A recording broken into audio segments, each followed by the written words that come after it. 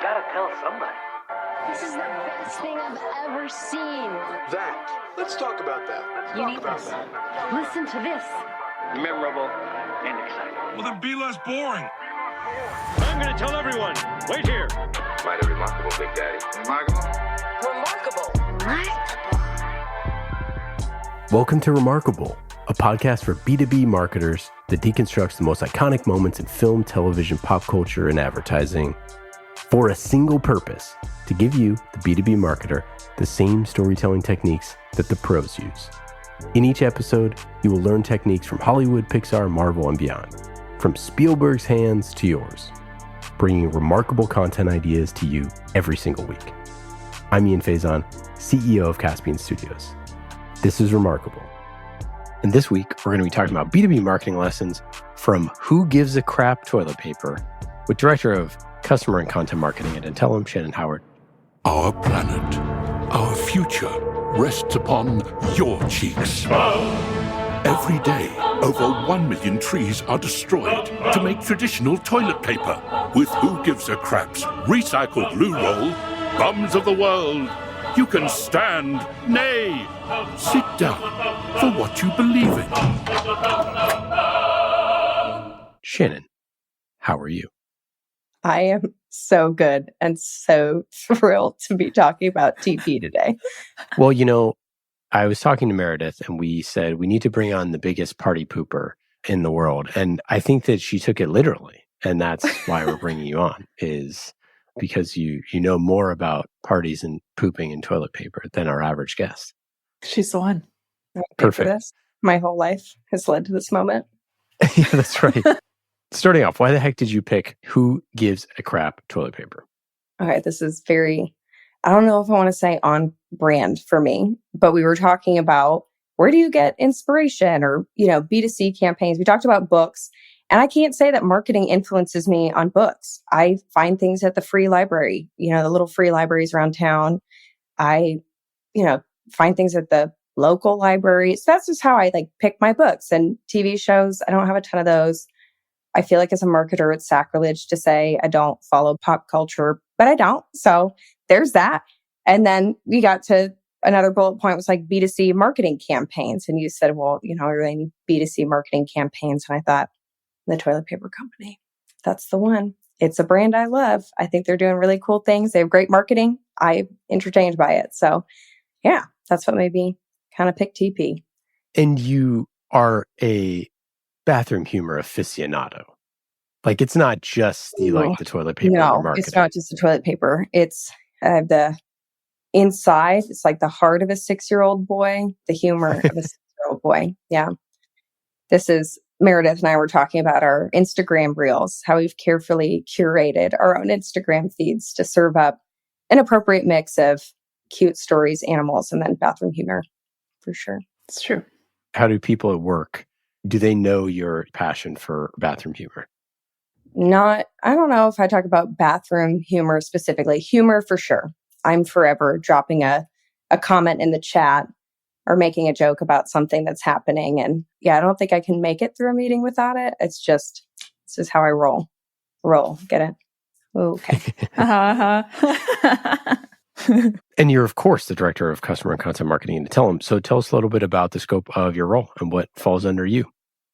Yeah. So Intellum is an extended enterprise learning management system. So if you're going to educate customers, partners, employees, if you have kind of a mix of audiences of people that you're trying to talk to about your product, educate them on your product, that's where we come in. We help people deploy those programs through our platform.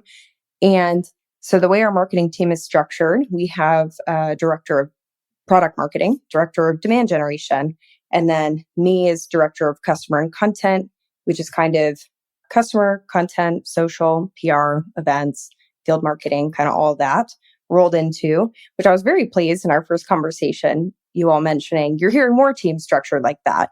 And I think it's very fun because, product marketing is a great function. Demand generation is a necessary function, but being able to kind of be in the middle. And I said to my colleagues earlier, I feel like I'm the tee up. I'm not very good at playing sports, but I'm trying to learn those analogies of I tee up the spike or the the slam dunk or something in basketball.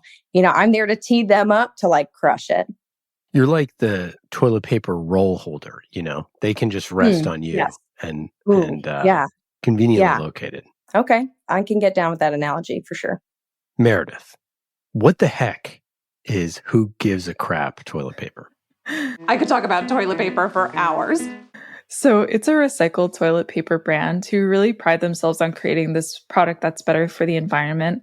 That is Meredith O'Neill, our amazing producer extraordinaire.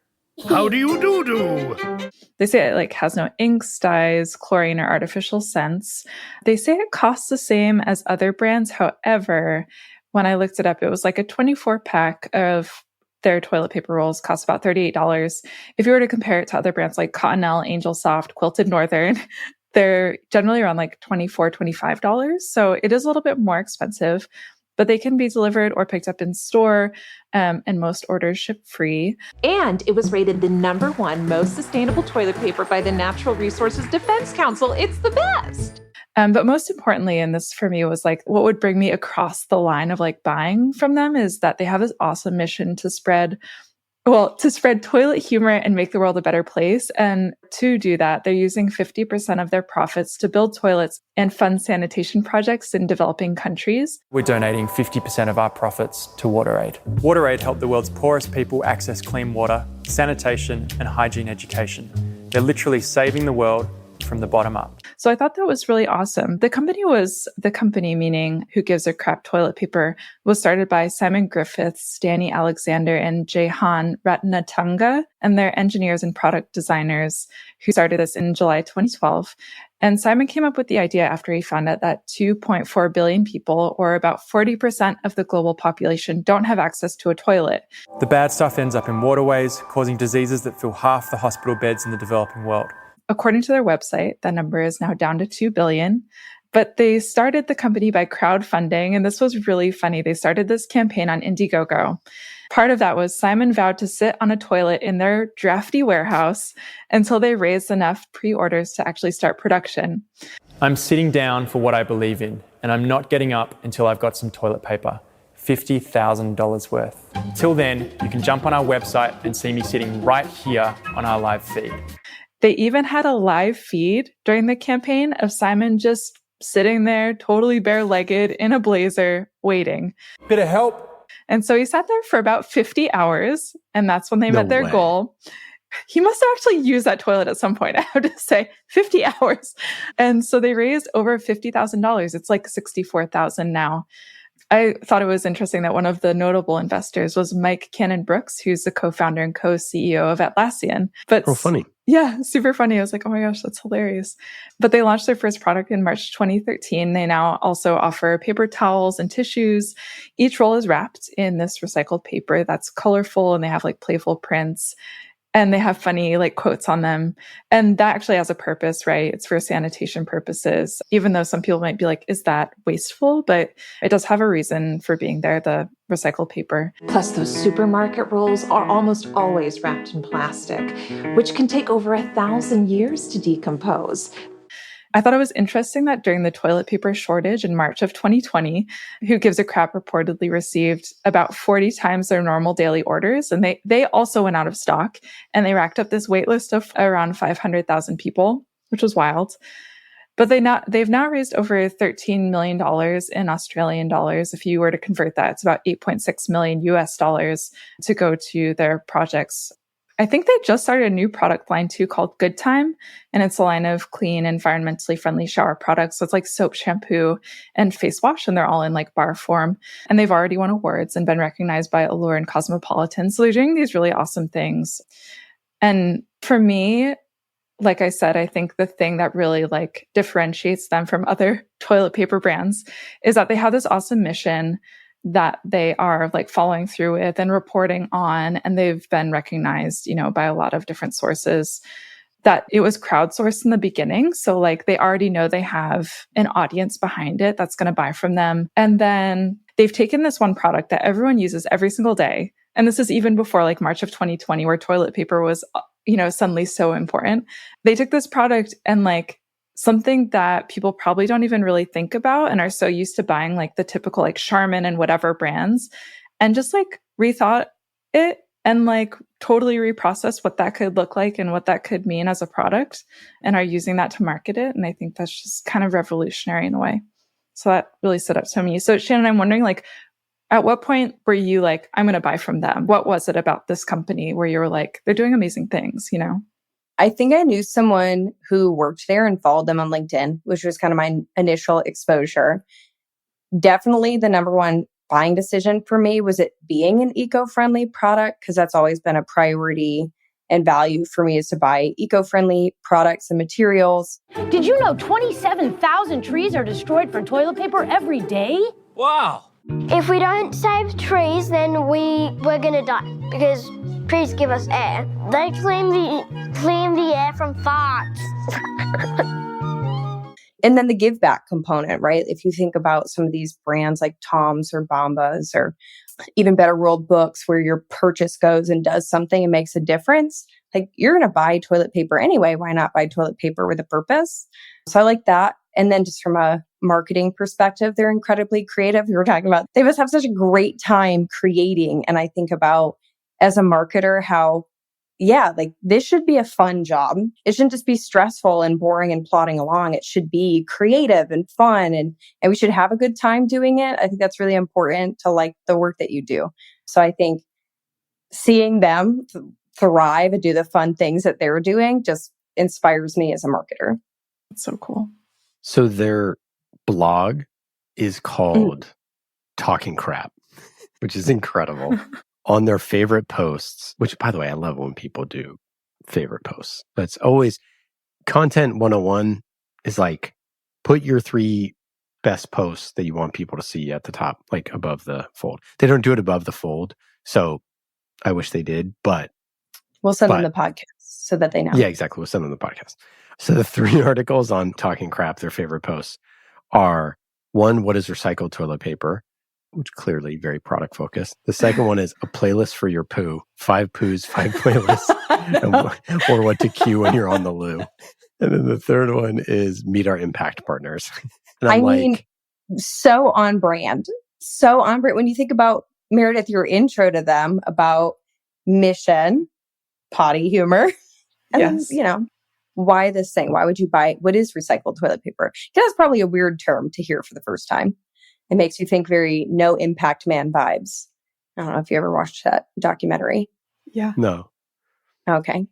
He wanted to make as little impact, environmental impact, as he could for a year. So he actually reused toilet paper. Oh, funny. Yeah. Yeah. So this is not No Impact Man. It's not the same thing.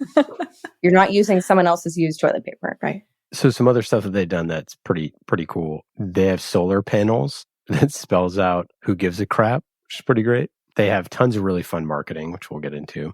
They talk, I'd say, like equally about like silliness, their impact, and product, which I think is like a good blend, I feel like. What do you think, Shannon? Do you feel like that's probably fair, that they probably talk about all 3 of them sort of, like with a third of the time?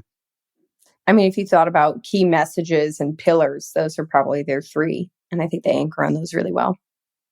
Yeah, and it's funny to me because if you were to look at a B2B company and you're like, hey, third of your time you're going to talk product, third of the time you're going to talk about impact, and a third of the time you talk about sillies, they'd be like, we're not going to do that. We're not just going to be funny a third of the time, but probably would work.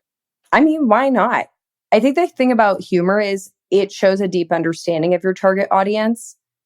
You have to make the right joke that lands, you know? So that's why I think memes are so impactful when people create memes for their industry, because it's like, yes, you know the jig. You know what this is. Totally. You know what life is like for me. Yeah. So what's your favorite stuff about their marketing? Okay. Obviously the humor, but I don't think it's just the humor. I think it's their people first approach to marketing. We're all people. Who uses the most toilet paper in your house? My dad, because he poops a lot. Me and my mum, because we have dairy intolerance. Yeah. I think I said this when we talked the first time. There's this joke about, you know, if you don't think that farts are funny, you're just ruining your own life, because everybody farts. You might as well have a good time about it. You know what I mean? You might as well have a positive attitude.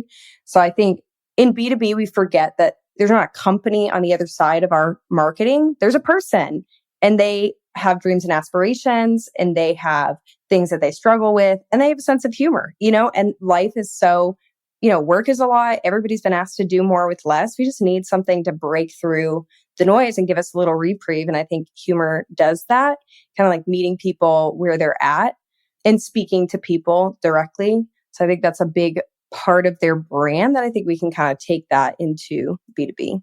Yeah, I mean, I go back to their blog just positioning of like good crafts, good deeds, good fun. Mm-hmm. And it's like, it's a good way of thinking about things, right? It's, do people want to know exactly what your product does? Of course.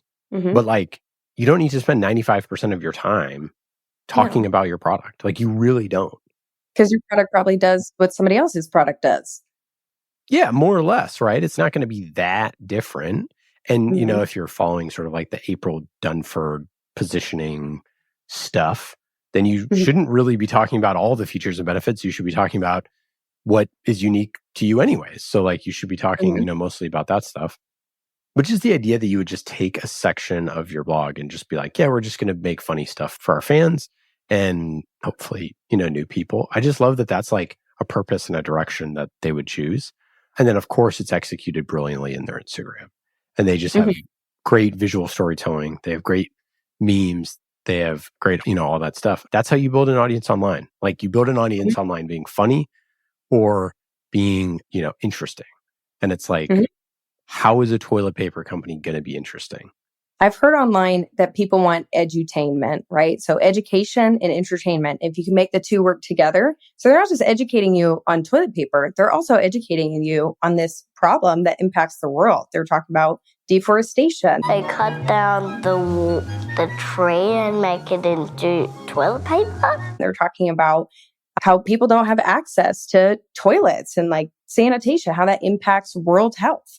So they're bringing those things in, but in a way that's really organic and natural and funny. And, I feel like, wow, what a great way to kind of tee up things where that can be really heavy topics, but you're kind of making them lighter and bringing them into the marketing in a way that feels really natural and organic.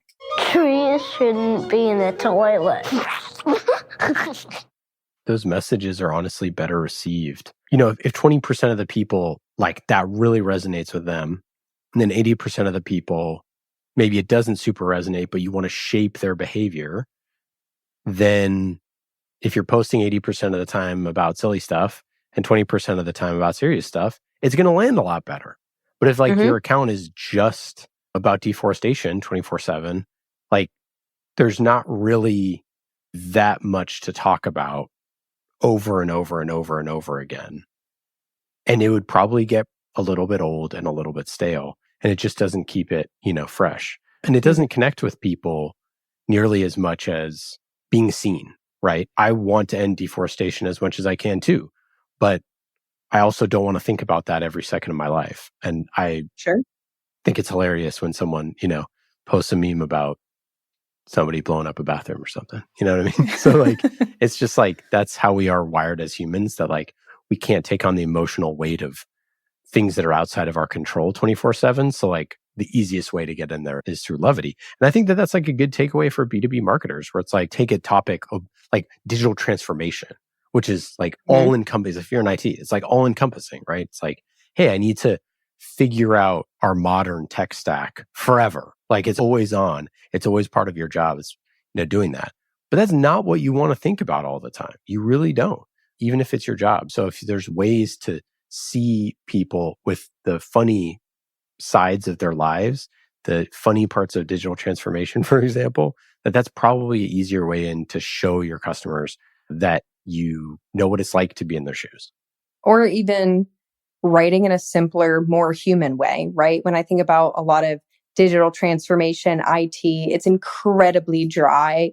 It's incredibly keyword heavy and buzzword heavy, and it's not very easy or fun to read, where it doesn't even have to be maybe funny, just writing like people talk. I think that's something that we forget in B2B. I can't tell you the number of websites that I've gone to, that other people have gone to and said, I don't know what this business does.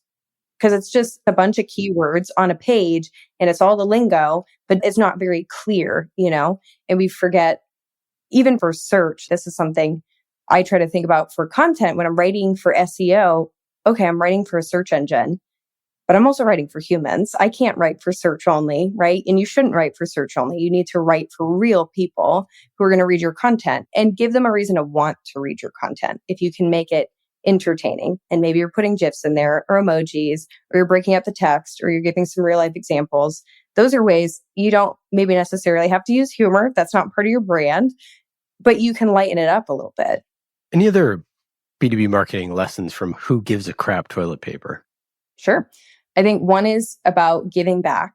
There's so many iconic brands. We were talking about them earlier around Tom's and Bombas, Better World Books, these companies that part of their DNA is giving back. And that may not be the business model for everybody, but is there an investment in your employees, right? When you think about those companies that choose to stay smaller so that they can better serve their customers instead of growing to a much larger size, right? So can you invest in your employees? Can you give back?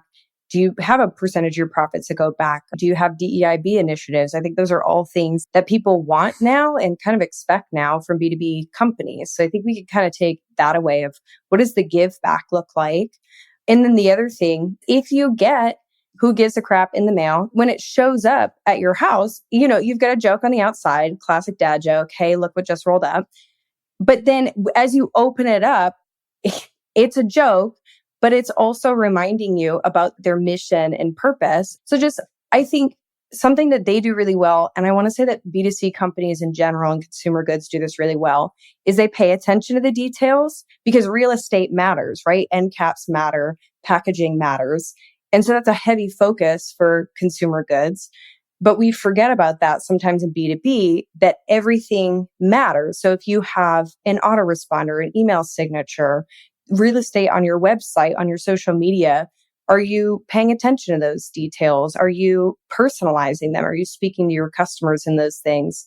The other part was surprise and delight, right? That's a big part of B2C companies, but it's not something we always think about in B2B. We think about what is the thing that is going to provide the most value? But then you think about loading screens. And I think about there's some products that have these really fun loading screens. So Laudable did this AI case study grader called Grade My Case Study. And while it's loading, the loading bar is just saying funny things, like what the robot is doing while it's processing, or songs that it's listening to, little jokes that they have along there. In Asana, when you check off a task that needs to be done, you get a little unicorn or yeti that flies across the screen, and they vary it up too. I think it just used to be a unicorn, but now there's a couple. I got an otter today. So just things like that, where it's small, it doesn't add value. No one's buying it for the unicorn, but it's a way to surprise and delight your customers. And that does make a difference. I think we forget those little things can mean a lot more to people. They can be really impactful moments.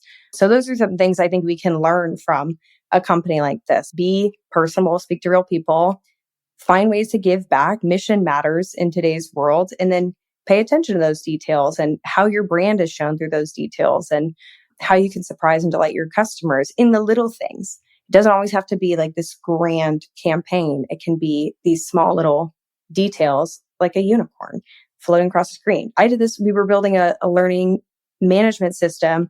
And I thought, okay, when someone gets a certificate, wouldn't it be really fun if confetti fell from the screen, And the developer was like, there's a plugin for that. I can make that happen today. So just little things that they're just fun. Crazy. It's more, just more fun. Yeah, life is a lot. Just more fun in your marketing, please. I love it. I couldn't agree more. I mean, one of the things that I had thought for years was Amazon sending out all these packages. And I'm like, they have Amazon Prime. Why don't they just put their content onto the boxes? And then all of a sudden they started using, tape for their new shows that, have that. Or when I think NFL, Thursday Night Football on Amazon Prime, stuff like that. And you're like, Amazon, who's thought of everything. It's even they hadn't thought of being able to use some of the real estate to promote their own stuff. But that's promoting your own stuff is one thing, but promoting your content is another. Promoting things that are helpful is another. Promoting just things that are funny, or just having a funny line or a quip or something like that. That goes a long way. Like, so many companies have absolutely no personality. You know what's interesting? We're making a show with someone and we go through, like, if your show was sitting at a party and you went over to talk to them, what would their personality be like? Are they smart? Are they funny? Are they irreverent? Are they whatever? The most common answer is like Ryan Reynolds, right? And it's like, is any B2B company's personality even in a universe of Ryan Reynolds, right? It's like, no, not even close. But yet we want that. We want the smart, funny, good-looking, secretly brilliant sort of person who has the perfect, life to be what our brand is. Yet nowhere on our entire website, not even once, is there a single joke that we've ever told. It's so silly. Hats off to a creative director at my last company, because that's how she wrote the brand voice was, if you were to walk up to our brand at a party, this is what they would be like. Kind of, this is their persona. And I like to think about, we're in an age of digital marketing, which people were in this online community earlier, like, why do we still call it digital? Or, isn't it just marketing now? Why do we still have to preface it with digital? But to think about that in the real world, thinking about gating content, what would that look like in the real world? Thinking about your brand and what would that brand look like personified in the real world? And that teaches you a lot about, we're still humans. Even if we're connected through technology and devices, we're still human. So if I think about, well, would this be normal, natural in a in-person environment? If not, maybe it's not the right approach for online marketing. Speaking of marketing, let's get into your work at Intellum. What's your content strategy? What is my content strategy? Okay. Spilling all the beans. No, timely, because I'm working through this for next year. And it does tie to Who Gives a Crap, right? Because we were talking about, they kind of have these featured posts that tie to what I imagine their key themes are around impact, product. So anchoring content on a few key themes a year. And then thinking, and I'll shout out Justin Simon here for this kind of distribution first mindset of creating content and then thinking more about, how am I going to repurpose that? And how am I going to take this piece of content and share it across different channels and not blast it across different channels? But how do I create, I call it, whether it's channel first content or native content, something that's right for YouTube or right for LinkedIn or right for a blog, instead of trying to kind of force feed one piece of content across channels. So that's going to be a big part of our strategy moving forward, is really thinking about, how do we create this native content for these different distribution channels? How are we getting our content out there in front of the right people? Because a lot of it now isn't just creation, it's that distribution. And then something that's been part of our strategy this year that will continue into next year is really the co-creation of content. And I'm a huge fan of this.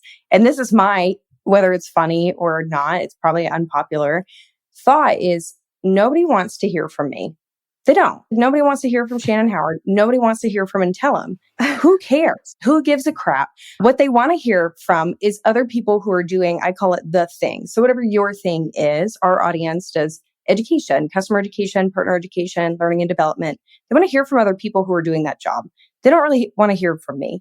I might be able to take what they're saying and share it with the world, amplify it, but they want to hear from other people who are doing the thing. What are you doing? How are you doing it? What struggles are you running into? How have you overcome those things? Where have you been successful? So partnering with people to create content, answer those questions. And sometimes those people are our customers. And obviously I want to highlight the voices of my customers, but sometimes those are just people in the industry too. I don't want to only limit it to people who are currently customers. So that's a big part of our content strategy, is how can we create with other people to just better serve our industry and get in front of the people who might be eventual buyers of our product. Well, first off, I want to hear from you, Shannon. So whenever you're talking content marketing, content strategy, but I do totally hear what you're saying. And I firmly believe that the co-creation strategy is the way to go. Obviously, I wrote a book where it's like one of the pieces in the book is having co-creation strategy. And I think that if you were to go back, however long, and say, hey, I could get, 50 of the top CIOs to co-author a blog post for my blog, you'd be like, oh my, hell yeah, let's do that. And it's like, meanwhile, you can create a B2B series that does something like that. And I think that that's just, it's a different world than it used to be. And with ChatGPT coming up and like all of the tools around AI that are like that learning from your peers is even more important. And like, I'm more interested in Shannon's content strategy than I am interested in a blog post that is just hanging out on a website. And I think that that's just super important to like humanize all of that. So I couldn't agree more. I was just talking with Aaron Balsa yesterday, who's like a content marketing strategist and LinkedIn influencer, also my former boss. So I like to say I knew Erin before she was famous. So we were talking about that now, especially with AI generated content, the need for subject matter expert insight, because AI is going to spit out what it's been told. But how do you take someone's brain and put it into content? You know, and a lot of content even has been written for search, and it's written by content marketers who don't maybe know the industry. They don't know the nuance. I know that's something that's part of why I'm here at Intellum in this role, is because I know the nuance of that industry, where I can say, okay, actually, maybe we change this a little bit here, or maybe we add this example in here to put it in context for people, because I understand the customer education world. So I think that's a big differentiator now for people too, is being able to leverage those subject matter expert insights in their content. So it's not another blog. It's actually really valuable and action-packed because it's got these firsthand insights in it. Yeah, I was talking to someone a while back and they were like, man, it's so hard to find a really good IT writer who can write like high quality stuff. And I was like, why are you even trying to find that person right now? Like, you should be a hub and spoke plugging in actual IT people who are sometimes not very good at telling their stories, but have the information in their minds and figuring out ways to get the information into a cohesive narrative and story that you can share with other people. Like, the goal is not to like find the person who's super knowledgeable about, you know, data warehouses, who just happens to be like a brilliant writer. It's find the data warehouse expert and then use the brilliant writer to tell that story more effectively. And that's honestly where I think the customer education skill set can play so well into content marketing, because you're doing that subject matter expert interview, which is part of instructional design. Is you're not the expert. You're the expert in creating educational content. You're not the expert necessarily in the field in which you're creating content around. As that's where I think these two overlap really well, is how do I talk to, because I don't know if you've ever talked to people where you're trying to get something, you're like, yeah, none of that makes sense to anybody else, right? You go to the data warehouse guy and he's talking, you're like, I don't understand any of that. But how do you ask the right questions to pull out what it is that you need from that person so that you can put it in a way that makes sense to other people?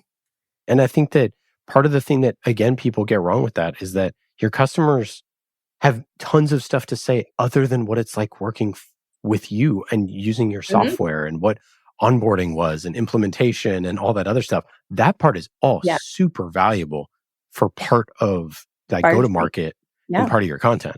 But the other stuff that they have to say is also really interesting. And there's not really mechanisms to share that stuff very often. No, I have a LinkedIn post that I drafted the other day about this. Of there's companies like Metadata that are creating playbooks and they're leveraging how customers are using their product. So it's thinking about, well, what is this problem that I have?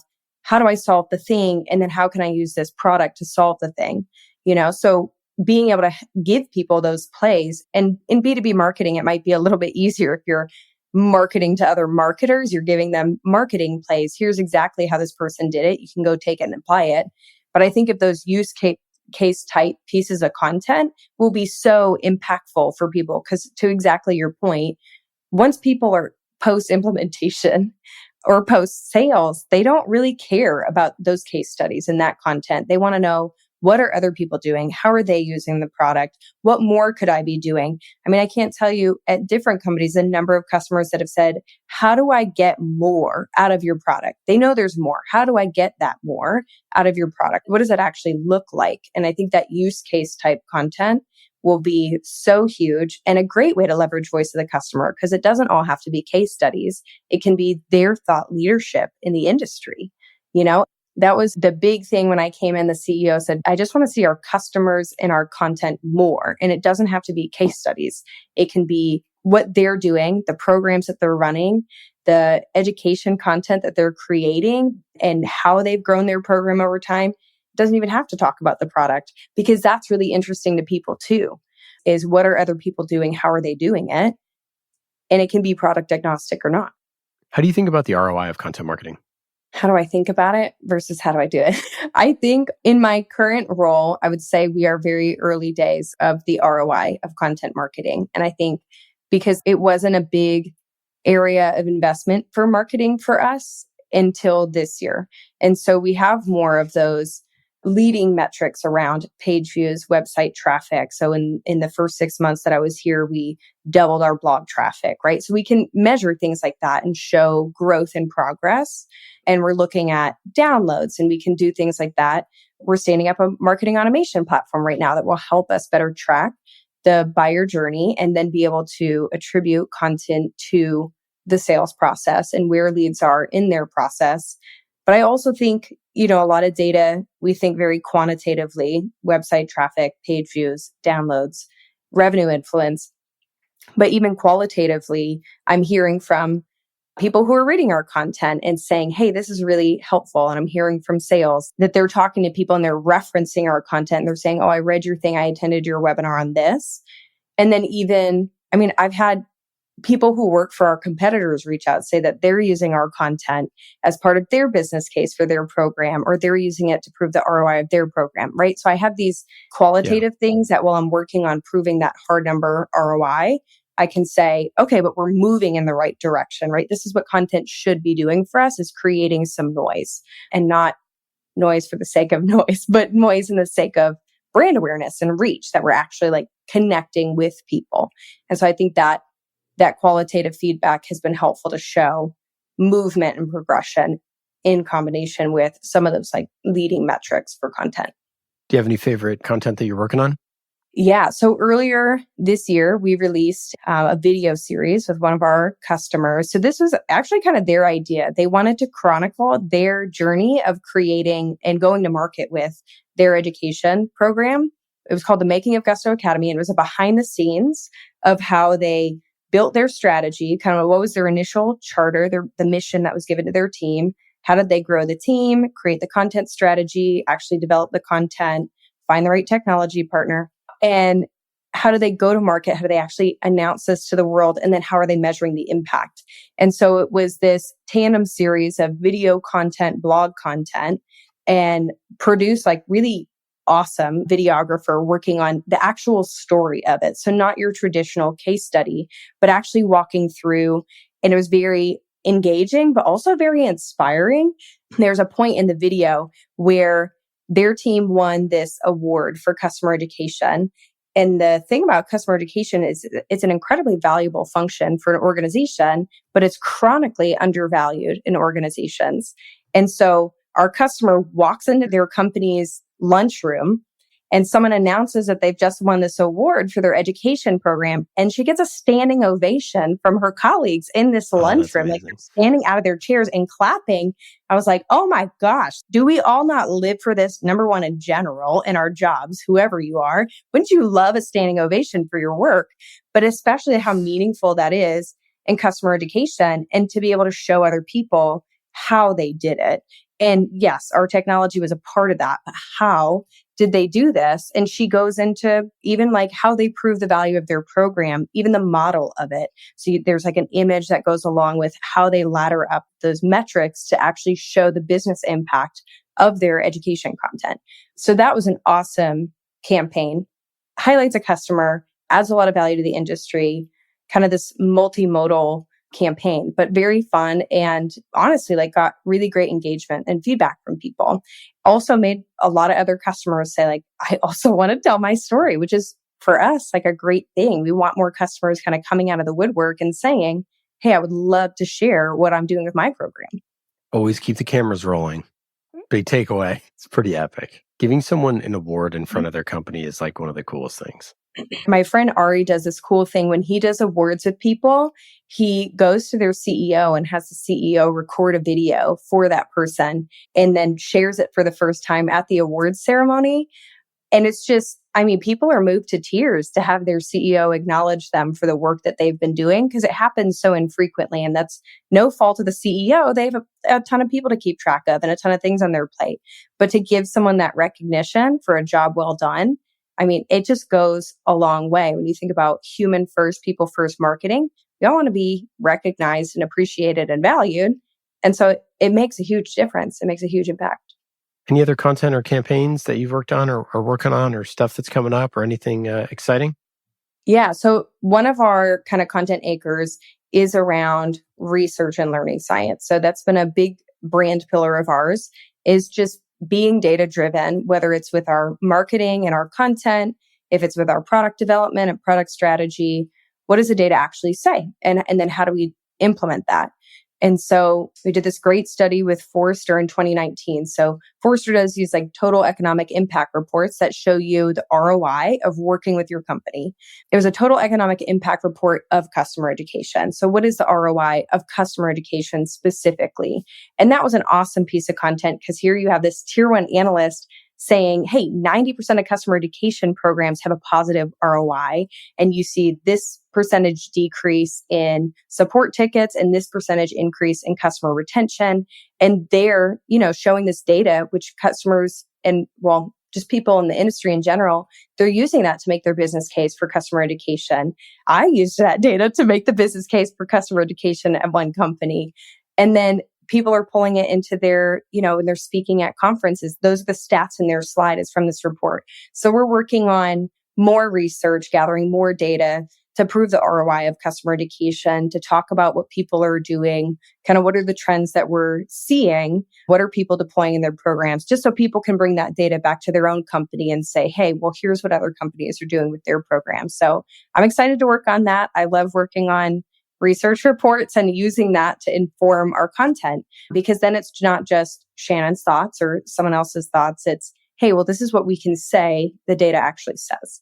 This is what it's showing, or here's what people are doing. And I think that's incredibly powerful, whether you're making a business case or a presentation or just getting ideas of what you want to do with your program.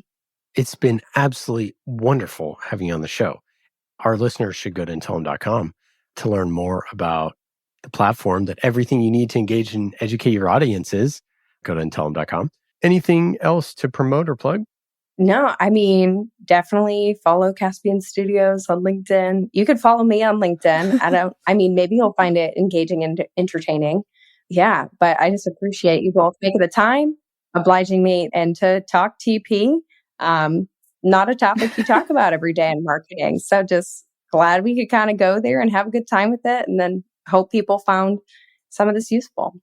It was extremely useful. And I can't wait to talk more bathroom humor with you in the not too distant future. Shannon, it's been wonderful. Thanks again. Well, that's it for today. I hope you got some good ideas for your B2B content.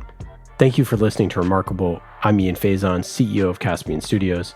Remarkable is created by the team at Caspian Studios, B2B podcast as a service. Caspian also creates fiction series for B2B companies, so if you want a business thriller, you can learn more at caspianstudios.com. Hollywood-style storytelling for B2B. And in today's episode, you heard from myself, Ian Faison, and Meredith O'Neill, senior producer here at Caspian Studios. Remarkable was produced this week by Meredith O'Neill, mixed by Scott Goodrich, and our theme song is Solomon by Falak. Be remarkable and rise above the noise.